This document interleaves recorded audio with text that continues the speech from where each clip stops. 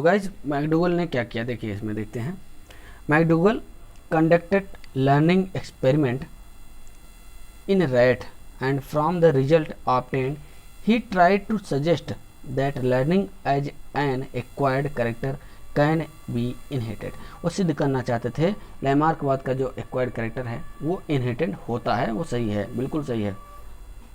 इसके लिए उन्होंने क्या किया, during his experiment the rat were dropped, rat को क्या किया, ड्रॉप्ड कर दिया इनटू ए टैंक, एक टैंक में, ऑफ वाटर, जिसमें वाटर भरा हुआ था, from which there were two exist, जहाँ पर उन्होंने दो एग्जिट द्वार बनाए, ठीक, one lighted and one dark, एक तरफ उजाला था, लाइट था, और दूसरे तरफ अंधेरा था, डार्क था, but not always the same one, दोनों एक जैसे नहीं थे। करना क्या था उसमें, क्या किया था उन्होंने, a rat living by the lighted exit receive an electric shock, जब लाइट की तरफ से, मतलब वो दोनों सेम एग्जिट नहीं थे, जो लाइट वाला एग्जिट बनाया था उन्होंने, गेट बनाया था, वहाँ पर उन्होंने क्या किया, इलेक्ट्रिक शॉक लगा दिया, इलेक्ट्रिक शॉक लगा दिया। While one living by the dark exit, जो अगर डार्क की तरफ जो निकल रहे थे, रिसीव नो शॉक, कोई शॉक नहीं था। तब इस तरीके से उन्होंने देखा क्या, आइए देखते हैं इस फिगर में। ये देखिए, जैसे ये डार्क वाला एरिया है और ये एग्जिट मान लीजिए लाइट वाला है, तो माउस क्या करते थे, जब यहाँ पर आते थे, जैसे उन्होंने टैंक में माउस को डाल दिया, अब क्या करेंगे, ये प्रयास करेंगे बाहर निकलने को, तो जिधर उजाला दिखेगा, लाइट दिखेगा, उधर से भागने की कोशिश करेंगे, इसलिए उन्होंने यहाँ पर इलेक्ट्रिक शॉक लगा दिया। ठीक है, अब यहाँ पर ये जो माउस थे यहाँ से निकलने की कोशिश कर रहे थे, तो यहाँ पर इलेक्ट्रिक शॉक उनको लग जा रहा था। ठीक है, अब जब शॉक लग जा रहा था तो तुरंत वापस चले जा रहे थे।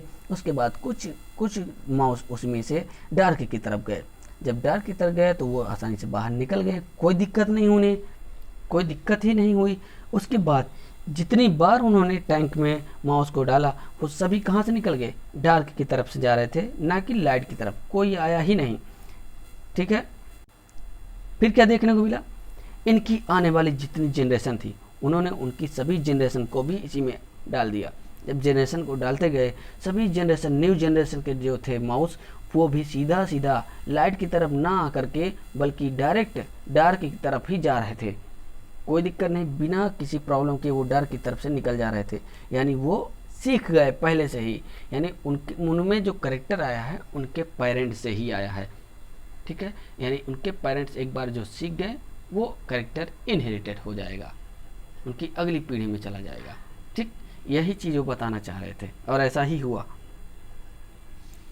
तो ये बहुत ही अच्छा एक्सपेरिमेंट था इनका, मैकडूगल का। These rat were then bred and their descendant were similarly study, समान रूप से देखा गया। It appear that speed of learning increase from generation to generation, generation to generation ये लर्निंग क्या थी, इंक्रीज होती गई। एंड सो मैकडूगल कंक्लूडेड, इसलिए न इस ऐसा नतीजा निकाला गया, ऐसा कंक्लूजन निकाला गया, learning and acquired that trade par excellence is inherited. It was said that some analyzed changes in the technique may be responsible for the recorded increase। Okay, अगले साइंटिस्ट हैं F B Sumner. F B Sumner ने क्या किया, इन्होंने white माइस को 21 Celsius और 31 Celsius पे जो रह रही थी, उस माइस को इन्होंने लिया, because of which they develop longer body, क्योंकि उसकी लॉन्गर बॉडी, लॉन्गर टेल पाई जा रही थी, उन्होंने लिया। ठीक, अब ध्यान दीजिएगा वो क्या बताना चाहते थे। When these mice were bred at lower temperature, जब उसको लोअर टेम्परेचर में लाया गया, their offspring showed their normal proportion of size, तो उसकी नॉर्मल साइज हो गई, यानी कि जिसकी बॉडी जो लगभग टेम्परेचर 20 से 30 के बीच में रह रहे थे माउस, उनकी बॉडी काफ़ी लंबी, टेल लंबी थी। जब उसको वो नॉर्मल टेम्परेचर में यानी लो टेम्परेचर में लेकर के आए, तो उसकी आने वाली जो ऑफस्प्रिंग थी वो कैसी थी, नॉर्मल थी। इसका मतलब ये है कि वो लो टेम्परेचर में रहना उसके पेरेंट्स सीख गए, उसके पेरेंट्स क्या किए, सीख गए, और वो सीखने के बाद इनहेरिटेड हो गया। जनरेशन में, नेक्स्ट जनरेशन में इनहेरिटेड हो गया, और जितनी भी आने वाली उनकी जनरेशन थी वो सभी नॉर्मल अपॉर्चुनिटी वाली थी, ठीक, सभी नॉर्मल बॉडी वाले थे, कोई दिक्कत नहीं हुआ और एक्वायर्ड कैरेक्टर सिद्ध हो गया, ठीक। नेक्स्ट आ गया लैंडसी, ये भी हैं, इन्होंने भी अपना एक्सपेरिमेंट दिया। क्यूबर एंड स्मिथ ने भी एक्सपेरिमेंट दिया। कई ऐसे साइंटिस्ट हैं जिन्होंने तमाम प्रकार के अपने अपने एक्सपेरिमेंट दिए। इन्होंने रैबिट पर किया था, ये देख लीजिए, रैबिट पर किया था, उसके फोएटिक्स के बारे में बताया था। और इस तरीके से दोस्तों आज का वीडियो यहीं पे समाप्त होता है। उम्मीद कर रहा हूँ आपको समझ में आ गया होगा। थोड़ा लेंदी है, थोड़ा टाइम ज़्यादा लगा है, लेकिन बेहतरीन तरीके से नोट्स हमने प्रोवाइड किया है, इसलिए आप बिल्कुल भी घबराइएगा मत।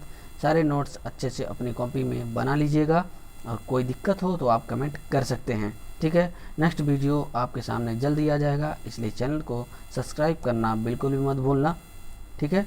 धन्यवाद।